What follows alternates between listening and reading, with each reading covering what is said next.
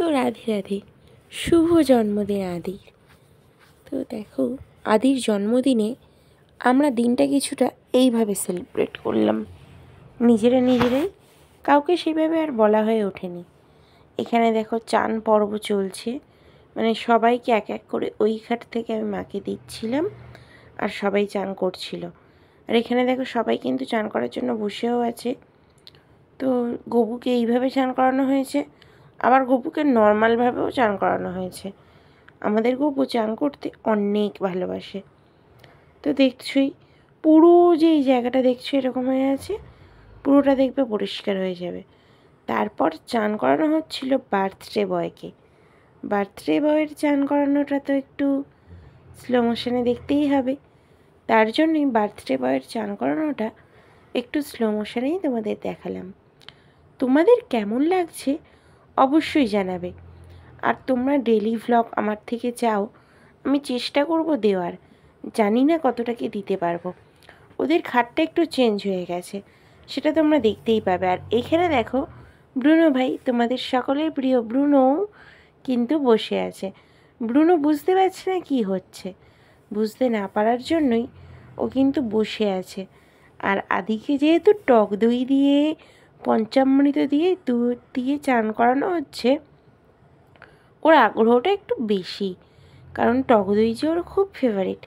তা বলে এই নয় ও নিয়ে খেয়ে নেবে, তুমি যদি দাও তবেই খাবে, তুমি না দিলে বাবা ও খাবে না। তারপর দেখো এই যে গোপু সোনার চানের কথা বলছিলাম, গোপু সোনাও আলাদা করে চান করে নিল। আমি তোমাদের খুব একটা বেশি সময় নেব না, কি করলাম সেটাই একটু ছোট্ট করে বলে দেব, কারণ তোমরা অনেকেই জানতে চেয়েছো দিদিভাই তুমি গোপালের জন্মদিনে কি করো। তো আমার যে গোপাল, তাদের জন্মদিনে আমি কি করি সেটা একটু দেখাচ্ছি। গোপু সোনা আর আদিকে পঞ্চামৃত আর দুধ দিয়ে চান করানো হয়, সেটা তোমরা দেখতেই পাচ্ছ। তারপর কি হবে ভাবছো তো? রান্নাবান্না বেশিরভাগটাই করেছে বাপি আর মা, আমি তেমন করিনি।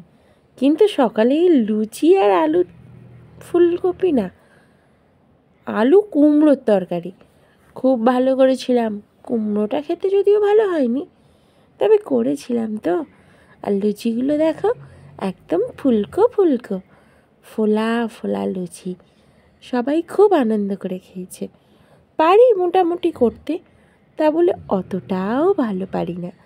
তোমরা কে কে লুচি গোল করতে পারো আর রুটি গোল করতে পারো, সেটা একটু কমেন্ট করে আমাকে জানিও।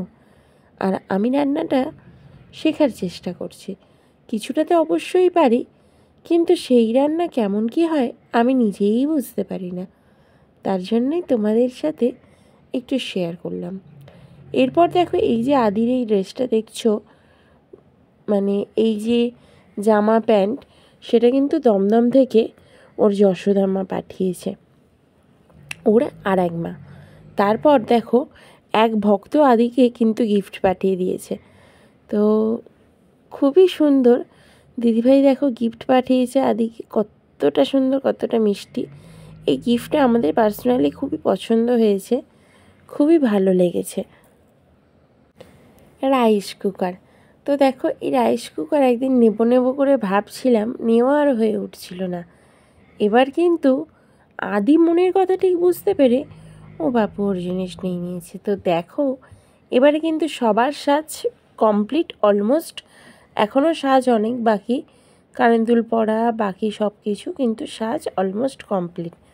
আর ওই যে ক্রিশ, একদিন হয়ে গেল, 24 ঘন্টার বেশি সময় লাগে ক্রিশের চুল শুকনো হতে, তবু বাবু ওনার চুল শুকনো হয় না। তো দেখো সবাইকে সাজিয়েছি গুজিয়েছি, মা নিজে হাতে ড্রেস তৈরি করে দিয়েছে যাদেরকে সম্ভব হয়েছে, আর যাদেরকে সম্ভব হয়নি তারা এমনি ড্রেস পরবে ভেবেছিল, কিন্তু শেষ পর্যন্ত বেশিরভাগ কেন বলতে গেলে সবাই মিলে মায়ের হাতে সুন্দর তৈরি ড্রেসটাই পরেছে। এখানে দেখো ওই যে বললাম লুচি আর কুমড়ো আলুর তরকারি, কুমড়ো আলুর তরকারিটা খেয়ে দেখছি একদমই ভালো লাগলো না, জানি না ওদের বাপু কেমন লেগেছে। তো তারপরে চলে আসি দেখো দুপুরবেলা ক্রিশকে সাজুগুজু করে দিয়েছি, ক্রিস দেখো সাজুগুজু করে নিয়েছে, এখানে লালা লালি। আর একটা কথা বলি, তোমরা কিন্তু যে কোনো বিগ্রহই পেয়ে যাবে, অনলাইনে ডেলিভারিও কিন্তু পসিবল। সেটা সিলিকন লালা বলো অথবা এমনি নর্মাল লাড্ডু গোপাল বলো, পেতলের সব রকমই পাবে। আর সিলিকন যেটা ক্রিসের মতন পাওয়ার জন্য কোথায় যেতে হবে তোমরা তো জানোই, তাই না? तो आप मैं दिखा रही हूँ हमारी सभी लड्डू गोपाल को एक एक करके। आप सब लोगों का डिमांड थी कि दीदी अपना लड्डू गोपाल आप दिखा दीजिए, तो हाँ मैं चली आई मेरा लड्डू गोपाल दिखाने के लिए। तो बहुत सुंदर लग रही है ना दोनों को, मिठाई और तिलक रानी है। इसके बाद मैं थोड़ा थोड़ा करके खिला दूँगी। ये है उच्छे और ये कुमड़ो, ये पटल आलू और बेगुन भाजा और शुक्तो और दही पटल। उसके बाद है पनीर का भुजा, मतलब पनीरेर भाजा। তো সাথে পায়েস, 5 রকম মিষ্টি আর চাটনি। আর ওই দেখো গাছের ফুল হয়েছে, তাই বাবা আদিকে আজকে গাছের ফুল এনে দিয়েছে। কত সুন্দর লাগছে দেখো, আদির দিক থেকে তো চোখটা ফেরানোই যাচ্ছে না, তাই না?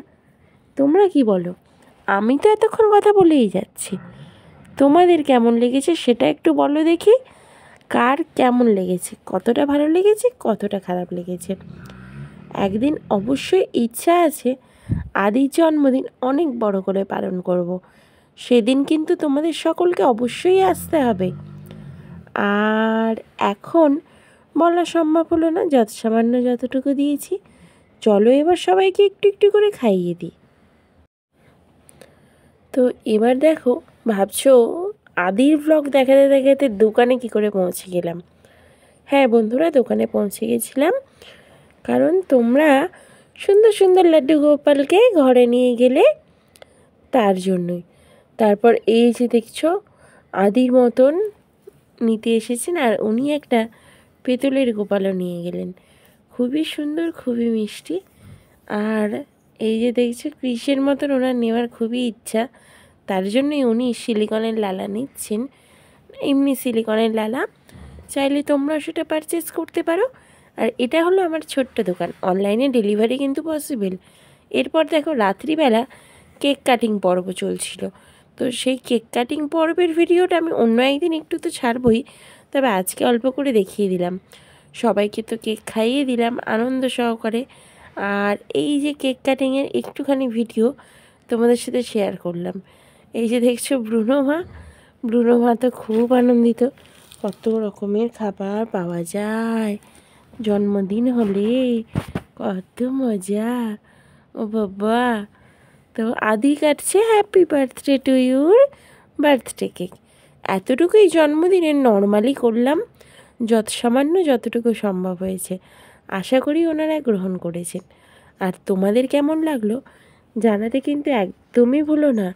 আমি জানতে চাই তোমাদের কেমন লাগলো, অবশ্যই অবশ্যই বলো।